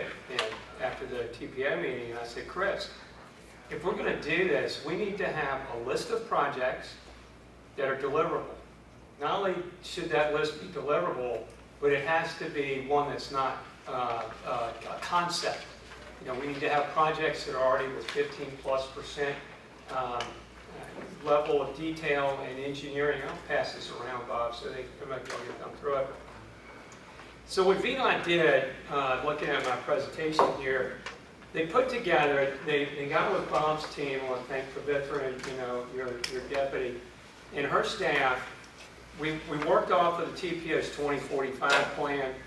We looked at what had been applied for before by the jurisdictions in smart scale. And then we sat down and said, okay, how can we achieve a greater vision and deliver it within the first 6 years? And that's what we did working with VDOT, is that we have $1.37 billion worth of primary and secondary road projects from Williamsburg all the way around Southampton County. And it's an impressive list because it's one that you all at the local levels knew that you probably could never achieve unless there was an infusion of cash. And what we've been able to do at HRTAC is, because we have bonding authority, is we can leverage it. Bob, you know very well, we'll take $1 and flip it 3 or 4 times and even more if we have an opportunity. We also have a good, capable team called PFM Financial Advisors who advises us on our plans of finance. They actually run the plan of finance for HRTAC. And so what I did was I went back to PFM, took the $1.37 billion list, had VDOT develop a burn rate, which would be your expenditures. We looked at when the project was estimated, the level of preliminary engineering, and then escalated it forward for the year of expenditure. So we already have net present value built into this. That's where this project proposal that VDOT brought to me of $1.37 billion really rolls up to $1 billion. Let's go to the last page of the slide presentation. I always like to read backwards because I might as well cut to the chase here. Of the list that you're looking at that's going around, the $1.676 billion can be leveraged and delivered by FY 2029. So if we went and were successful at accomplishing a primary and secondary road fund for this region, and the other part of this is how does this region get better control of smart scale? Your district smart scale funds are being used to leverage the team about $338 million for this proposal. But what it does is it brings local match to the smart scale program that becomes more competitive for the jurisdiction and for the region as we move forward. As you know, that's how we've been, Bob. You know how we've played the smart scale program quite well, is that we have a revenue source of our own outside of the state, which is the HRTF. And that's how we can accomplish so much higher scores because of the benefit-cost ratio calculation. So if we decided, okay, well, if we want to do a 2035 finish, we want to spread this out, we have to escalate up to $1.847 billion, but we also show that can be accomplished as well. So Chris Hall takes this very seriously. He said, if you all provide the funding, we will deliver the projects.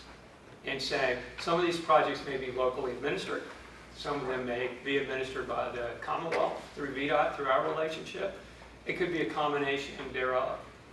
But it's an opportunity for us, at least, and thank you, Bob, and Mr. McCarty, and Mayor Ponce for allowing me an opportunity to at least share with you all a concept and a vision that could be realized, provided, obviously, the politics falls into place and it's the will of the people here around this table to move forward. Thank you. And Kevin, the one thing I'll add, just to clarify, and I think it's Kevin and I's job to provide you the details of the options. The projects Kevin mentioned are in our long-range transportation plan or in our vision plan. So without this funding, we don't have them fiscally constrained. So the projects Kevin's referred to in here aren't funded in our long-range plan. So having said that, we understand the implications, and that's why we wanted to have this conversation here today. So. Right, so if I could just, there are three basic buckets that you'll find this in. Some of them are safety, some of them are economic development. Let's talk Chesapeake for a minute. Plus or minus $100 million of 17 improvements to get to an industrial park location. And likewise out in 460, Port 460 is well over $200 million. And you get further out to Isle of Wight on 460 to the next industrial park, it's probably another $20 or $30 million.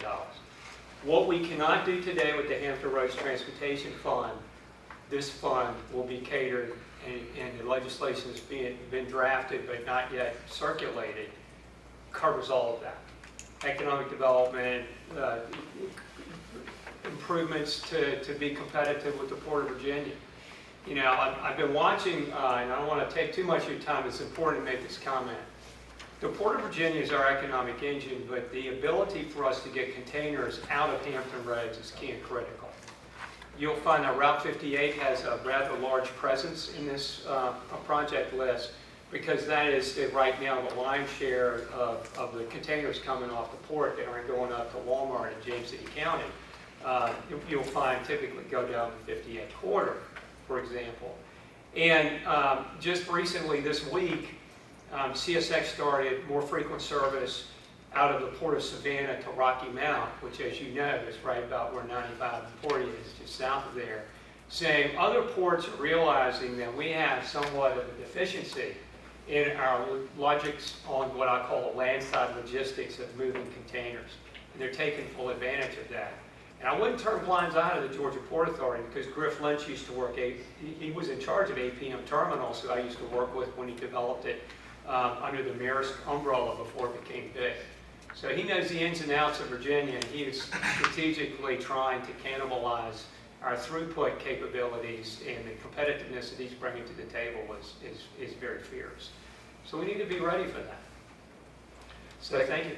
Thank you, Kevin, for a lot of work that you guys have done just in this preliminary report. So, what would be the downside of the TPO supporting something like this? I mean, you had mentioned having it through the HR tag, but this is still a part of our transportation planning throughout our region. So I don't know. Well, I think it's, I'm indifferent as to whether, where the TPO and the PDC or the HR TAC are on this. I think it needs just the original lift. And, it's, the timing might not be exactly appropriate. We've got an election coming up, obviously. And there's a lot of posturing under redistricting. However, at the same time, we're seeing construction cost escalation that's starting to really, will continue to compromise our ability to achieve a greater vision.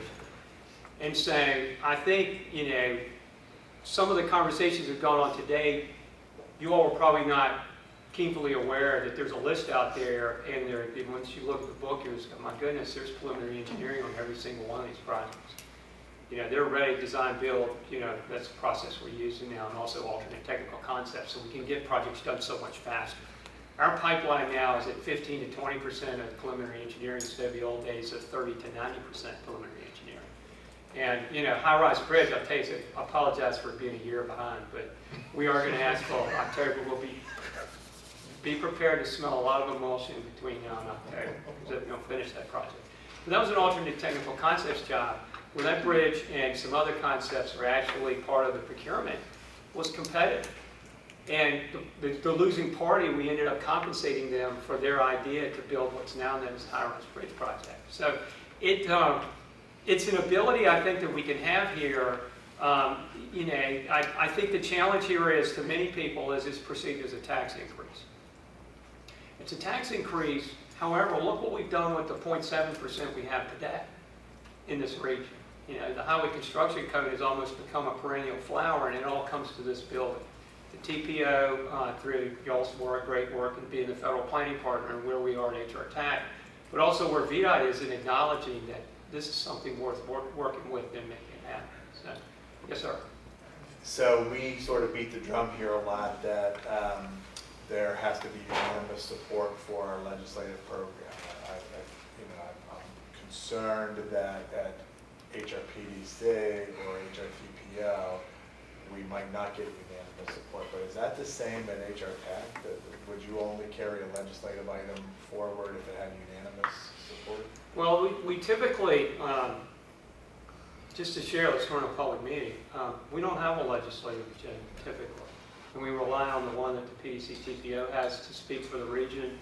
I kind of learned and adopted a long time ago, Mr. Price, that sometimes you need others to speak on your behalf. And you can accomplish a lot more that way, because then you get, kind of global buy-in. It may be the business community or, the chambers that might pick this up. To me, we don't hire a lobbyist. We don't have a lobbyist. We typically, in the past, we have legislative efforts. I see some of the legislative liaisons from the localities here that are iconic. I mean, that's the pillars of HR TAC, is the competent people that you all have you send to Richmond every legislative season that support us, saying, your legislative agenda that you all are working on developing is the only legislative agenda that comes out of this building. We don't counterflow you, or we don't go in a different direction. And it's a great question, because it's one that I've often thought about, but at the end of it, when I look at PDC, HR TAC, and the TPO, it's almost like a three-legged stool. You pull one leg out from under it, and it falls over. So we kind of have to be together or apart, but we want to be going in either direction all in unison. So I hope I answered your question without. Comment over here? Yeah, I mean, I'm just making an observation. I mean, with inflation and the amount of, I mean, how prices are nowadays compared to, you know, what it was 5 years ago, and being able to have families be able to put food on the table and pay for gas to commute to work.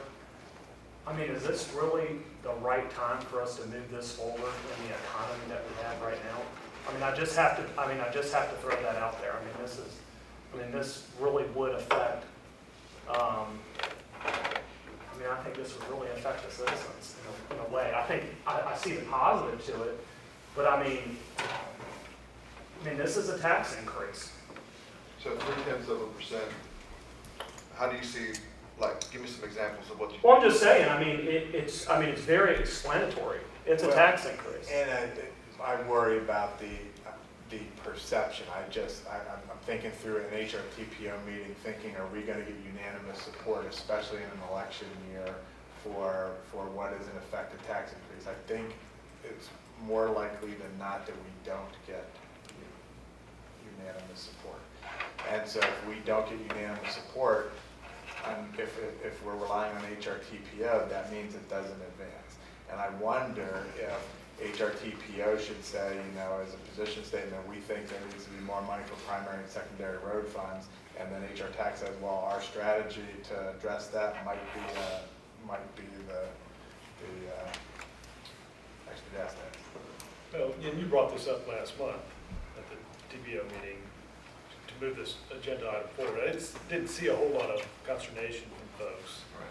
Maybe speak a little to that. Well, before you do, you know, when you look at road funding, absent TAC, you fall to the mercy of VDOT and other, jurisdictions up north taking all the money and or taking all the money for road construction. We fell behind, but TAC, I think, brought us up to par where we need to be. And so, if we all believe that these roadways need to have money infused in them to get these projects done, it's going to have to be self-help. We're going to have to do it ourselves. So, I agree. It is a tax increase, and we can debate the relativity of 0.3%. You build better roads, you move more traffic. You're not stuck in traffic, burning fuel. So you're saving money. There's cost savings when you have freer flowing traffic, moving commerce. So it might help overall expenses for people. So I would like to move forward, but do it strategically and to be successful. I would agree with that. If I may, and I'll say two things on either side of the spectrum on this. The HRBT project, which is over $3.8 billion today, back in 2000, Kevin, cost under $2 billion, right? So there is a cost of waiting, and there is a cost to our residents. We have to consider that. On the other side of the scale, though, a great group endorsement talked to you about the potential regressive nature of the sales tax, and that's a whole conversation we could have. And David, to your point, you're right? It is, even though it's 0.3 of a penny, it adds on to everything else. One potential approach is, we've already made a statement that we need more funding for primary and secondary road maintenance, Kevin, right? Maybe we add end construction, and what if we stuck that into the monitor category of our agenda, right? And if there happens to be a business group or another group, and Gretchen, I don't know if you can speak to that or not, but if there happens to be a group that might be introducing it, it might be that it's not the best for it to be the PDC, TPO, or HR TAC, but that we'll monitor and we'll let you know what makes its way through the General Assembly. I don't know if there's any word in the street if anybody's looking at introducing this that's non-government related or not, Gretchen. We are having discussions Okay. with members of the General Assembly. Can I just add, I think that strategy is very wise because I don't think that we are the only region that has this as a challenge. And by introducing a problem and a proposed solution, sometimes you box yourself in. If you just introduce an issue, we have this issue, oh, you know, so does Southwest Virginia, so does Northern Virginia, so does Shenandoah. You know, there may be a solution presented, might be this one, might be something else that would be, you know, just as lucrative or even more so. So I think there's some, you know, good reasoning to being able to just say, this is a problem that we have, that we need resources for, and waiting to see what types of solutions present, and then being able to choose which ones that you can support. One of the things that we've gotten feedback from really all of our localities is, you know, smart scale. It has its flaws, but the heavy lift that this particular possibility brings impacts the entire region. What would the time frame be if, say, nothing ever got done, we never considered any other alternative possibility for these primary and secondary solutions that you guys have well put together? What would the time, how far out would something like this be for a reality for this region? Well, it's pretty easy. That's a great question. Go to the last slide of the presentation, and over the 6-year period, $338 million of smart scale is available. What we're leveraging is $1.676 billion combined with the smart scale. So you kind of see there, you know, you're talking at 4 times a lifetime is 4 times 6, another 24 years. With construction cost escalation for what it is, cost to carry. Give you an example. During COVID, Mayor Pons and Mr. McCarty, y'all may recall that we were on the telephone borrowing money from the federal government. You remember back when we were all shut down for COVID, we used to have our meetings as conference calls. We rolled across $1.16 billion at 1.86% interest. And I'm going to be coming to you two in your capacity at HRTPO in 2 weeks, asking for a bond anticipation note and another TIFIA loan at over 5%. And that's considered a bargain right now.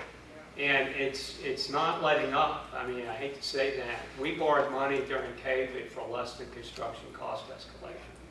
And those days are gone, unfortunately, but it continues to rise.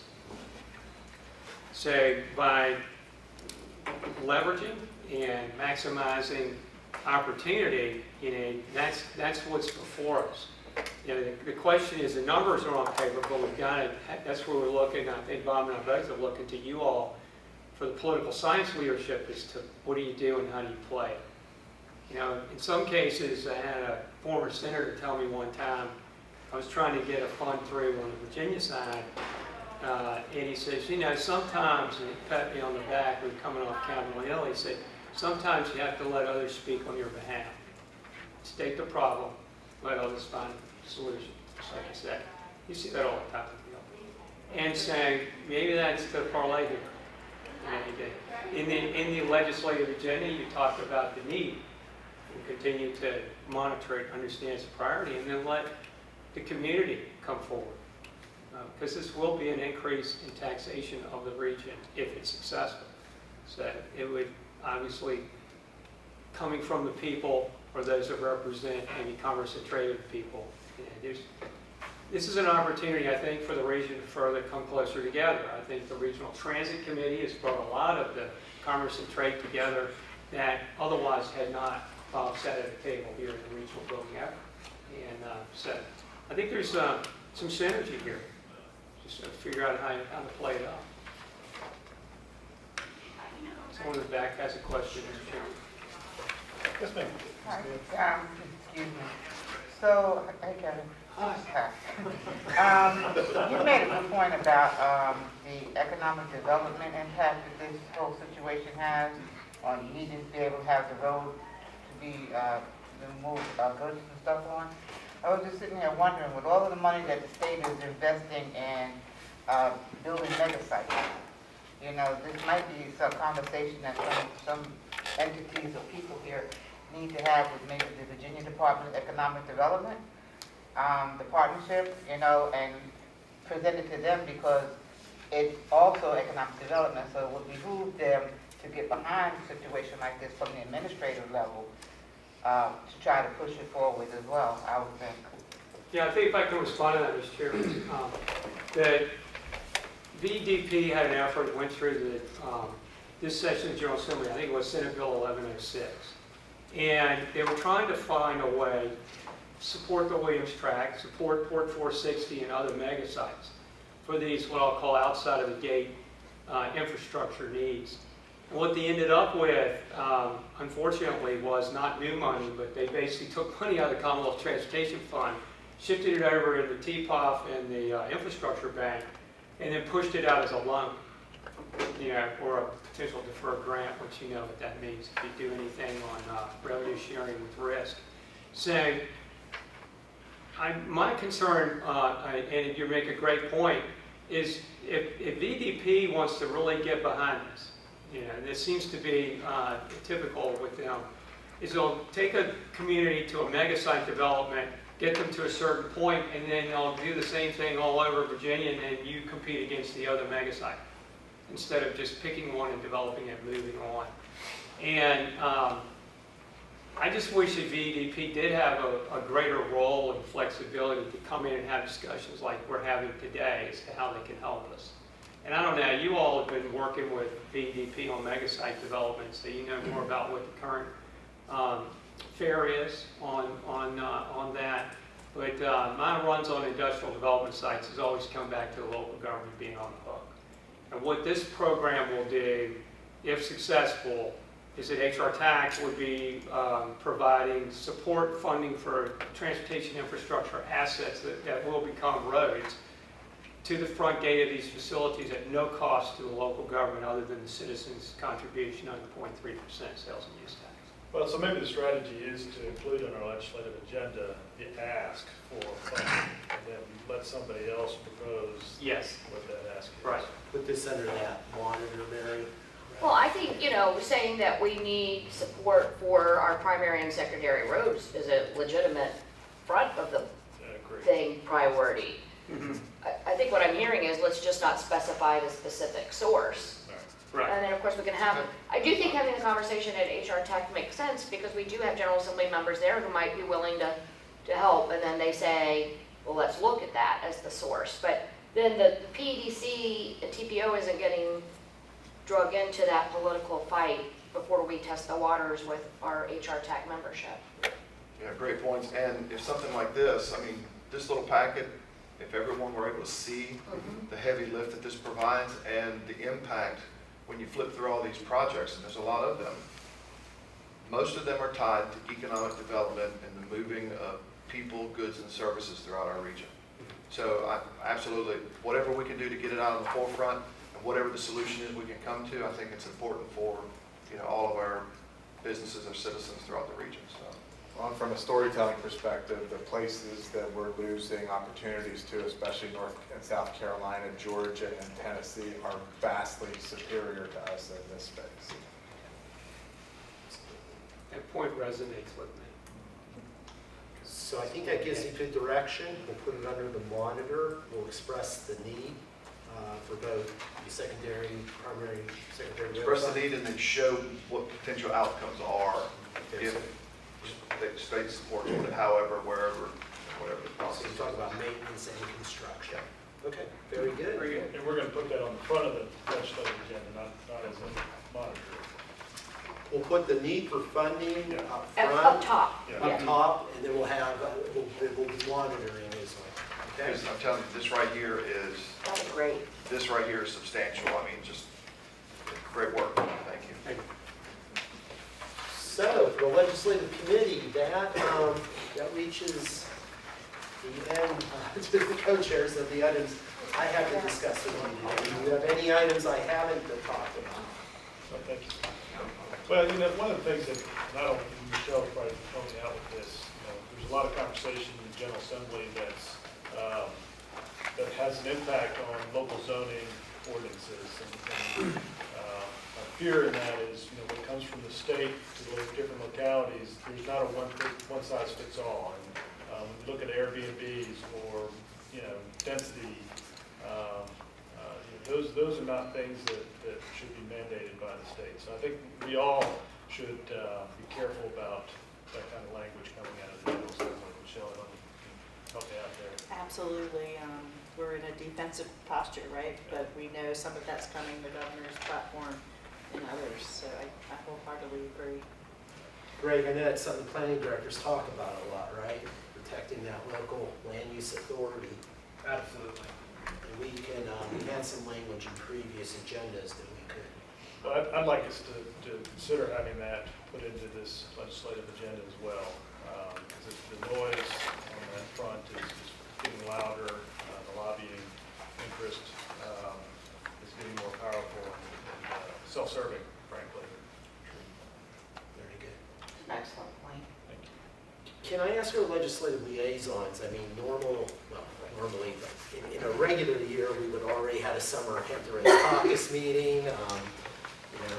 This is not a normal year. Do you see the caucus convening before the election, or do you think it's going to be after the election? Do you think it will be a December timeframe? Probably. Gretchen? I'm working with Emily Brewer on that now. Senator Spruill just recently turned over the reins to her in August, and she was hoping to have something in September, but just texting with them right now during this meeting just about that. They are trying to pull something together. Okay. So will the chamber be spearheading that again this year, Gretchen? That's the plan. So maybe at that meeting, we would love, and I'd love to be able to bring our two chairs along, as we normally do, to present our priority ideas. So if we could be on that agenda, that would be great. Sorry, I didn't mean to sign my bosses up for me. Do I have to be in the chair? So, anything more, Mayor Pons, Mr. McCarty? You're good, thanks, everybody. Anything from the table?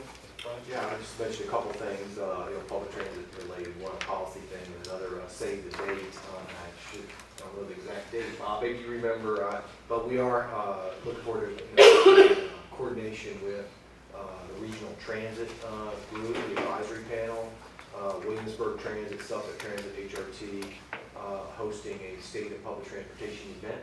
I feel like it's the last week of November. I'm checking my calendar as fast as I can here, Brian. And so hopefully it'll reach your inboxes, the invitation for that event. Look forward to that. I think we will see hopefully several legislators attend that activity. As that is finalized, I'll be certain everybody gets that. Thank you. The policy front, just something, and I mentioned this at the recent meeting of the regional advisory group as well. I think, interesting, at least from our perspective, obviously working in transit, we're paying attention to public transportation stuff. But in Northern Virginia, the challenges that Metro is facing are quite significant. The order of magnitude, somewhere $700 to $800 million in projected annual operating budget deficit starting in FY25. So, political realism, I think we've heard too in the discussion about a tax increase and things like that, that being the case, to me that's going to be a very interesting thing to monitor. That issue, obviously, Metro is hugely important for the North Virginia region, and so even in this environment, we're going to be watching that and seeing how that continues to evolve in terms of what policy ideas are put forward. That's a big hole to fill, and so it'll be interesting to see what combination of potential funding. I suspect that it'll need to be a self-help type thing, right? It's definitely a challenge for their region, and they'll sort of wrestle with that from a regional solution perspective. But I wouldn't be surprised if there's a Commonwealth of Virginia aspect to addressing that challenge. So it's a transit related thing, but to me it falls in the bucket of those things that however something like the issues with Metro end up being addressed. Other places, including what we just talked about with this solution that is focused on roadways, can also come to the fore as those items are being worked through. So I don't know if folks have been tracking that at all, but I wanted to just share that as a point of observation about the Metro funding issue, and that do think that's going to be something that gets some attention. Will it be solved or addressed in this session? I don't mean to suggest that at all, but it's certainly something that's going to continue to be talked about, and ultimately we're gonna have to find a way to deal with it, so. Quan, did you have a comment? Yeah, just a quick piggyback. I believe the date's November 28th for the state of transportation. Thanks, Quan. Okay, anything else? Thank you all so much. Really appreciate it. Have a good day, everybody.